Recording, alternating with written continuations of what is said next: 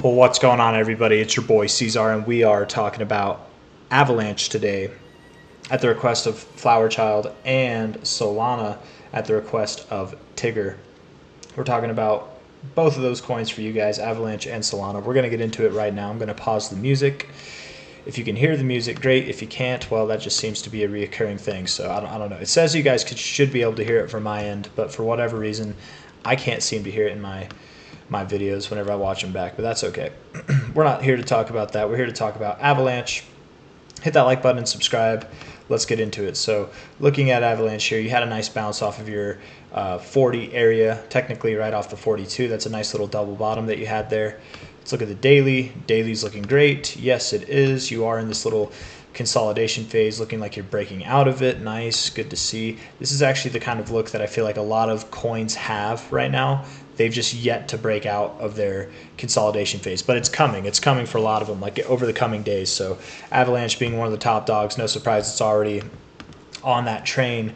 No, I don't think this is a head and shoulders pattern for anybody asking.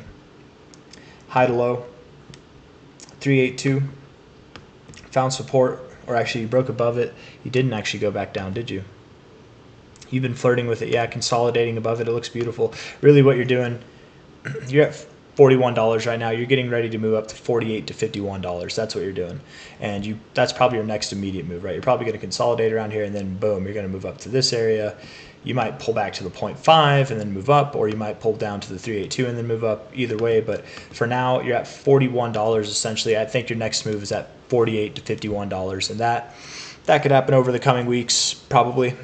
If not, it might take a little longer, but I'm pretty bullish on it. I don't think you go below this yellow line. If you do, it's not going to be by much. It would not be by much, but I'm thinking you're really just going to kind of be boring until you're not. Who knows? Does it last another day? Does it last another week? I don't know. You know, you could move up and still be boring, right? Like you could move all the way up to $43 or $44 and still be boring. So don't get excited just because you move up a little bit. But at the same time, if you do get above $44, then I very much do think it's on to that $48 to $51 zone. So that's Avalanche.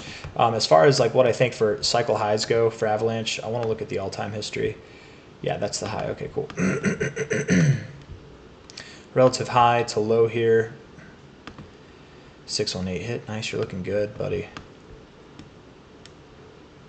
319, 852. What's the price? Let's see here. What am I thinking? AVAX. The market cap is what I want. 16 billion. You're at 16 billion. So a 10x from 16 billion would be 160x or 160 billion. My goodness, can't talk today. 16 billion, like literally 16 billion. So, I mean, a 10x would be a 900% increase. That'd be right in the middle of your like expected zone here between 319 and 477. So yeah.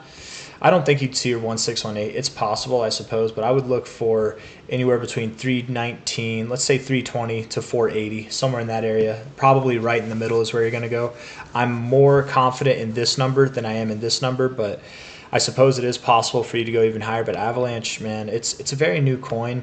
To see a market cap this early, like I don't, for most coins that have been around since 2020, I don't give them the time of day when talking about market cap valuations that are over $100 billion. I don't even give them the time. That's insane. It's an insane market cap to achieve for anything. I don't care who you are.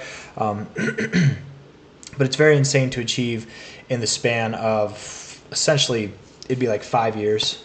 You know, it's very insane. But this is crypto. Insane things can happen. So that's the designated target areas, to be fair. 320 to 480, somewhere in that zone by the end of the cycle. But for the more immediate terms, I am looking for that, what was it, 48 to 51 or something like that zone. Let me see. Relative high to low. Yeah, 48 to 51. All right, and that's that. That's that on Avalanche. Let's move on to Solana for Tigger. Let's see here. Looking good on Solana, man. I like the daily RSI. I like the weekly RSI. I like where it's at. I think those lower prices have been forsaken. They are forlorn and lost. Let's see. If we take this relative high here to the relative low, just on the scheme of talking about cycle highs, I want to look at Solana's market cap too. I think it is higher than, I keep doing USD, than Avalanche, right? Yeah. 80 billion at an $80 billion market cap right now. That would be a 4x off of 80 billion. 4 times 80. It's 320. That's a lot, man. That's a lot. 80 billion. That's about what? That'd be a 400. No, that'd be almost $600 billion. I suppose it's possible. I think $1,000 price for Solana is possible. Again, these are two coins, man. They haven't been around that long.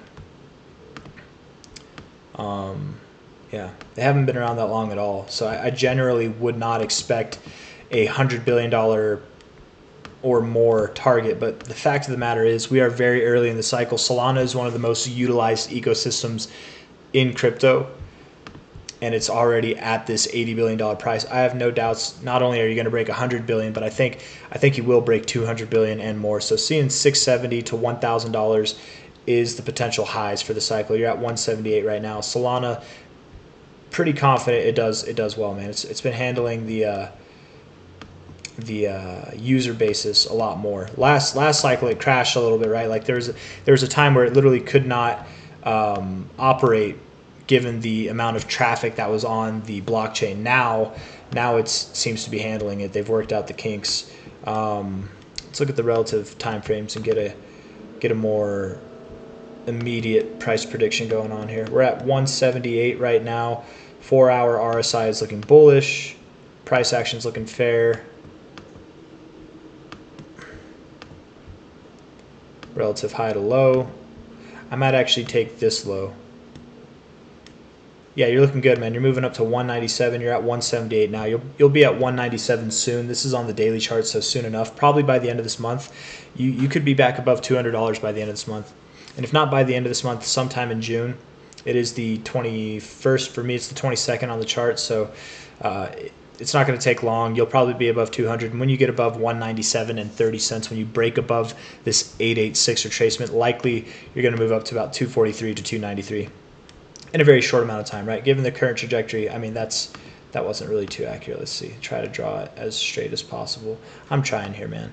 You could be in this range by literally June 1st to maybe the end of the first week of June, but that's not an exact science. Who knows if you hold that trajectory the whole time? You might move up to the 886 and then come back down to your 618 and then move up to your 1272 and then come back down to your 886 and then you're up here, then you're there. You know, who knows? It could be July that you're at this $300 price, but I do think this is your next target area up here between about 300 to 240 is where I think you're on your way to, and you'll be more immediately. I mean, I already think it's more immediately, honestly, but the green light's going to be given once you break above 197 and 30 cents. So that's that. If you guys like the video, hit that like button. Subscribe if you want to see more. I very much do appreciate everybody for coming.